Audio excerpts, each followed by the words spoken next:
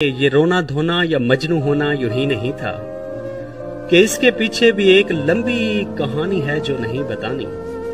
वो जा चुकी है पर उसके वादों का मान आप भी रखा हुआ है, तमाम राजों की राजदारी रखी हुई है। मैं उसके चाहत जताने वाले हर एक नाटक को जानकर भी सुकून में था। मैं खुद को पागल बना के खुश था कि शायद इसको भी इश्क होगा।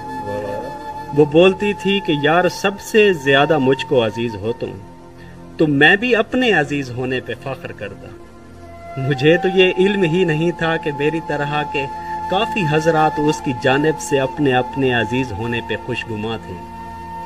पता चला तो मैं इतनी शिद्दत से टूटा बिखरा कि मेरे अंदर ही मर गई वो। मैं उसका चिल्हम मनाने सहरा की जानिब आया। मैं इतना रोया कि मेरे रोने से थल के टीलों की खुशकियां भी नमी में बदली। ये मेरी चीखों पुकार सुनकर हजारों पंछी उड़ान करते हुए गिरे थे। वहां पे मौजूद कई वैशी भी मेरी वहशत से डर गए थे, सो मर गए थे। मेरा मोहब्बत या फिर हवस का तो कोई रिश्ता नहीं था उससे। कई दफा मेरे पास थी पर उसे इबादत समझ के देखा। हर एक मुलाकात ऐसा समझे मिराज रखी। मैं इश्क वाला था इसलिए मैंने उसके बुरके की लाज रखी। ये बर्बरियत की इंतहा है कि मेरे जज्बात जानकर भी वो मेरे मरने की मुंतजिर थी।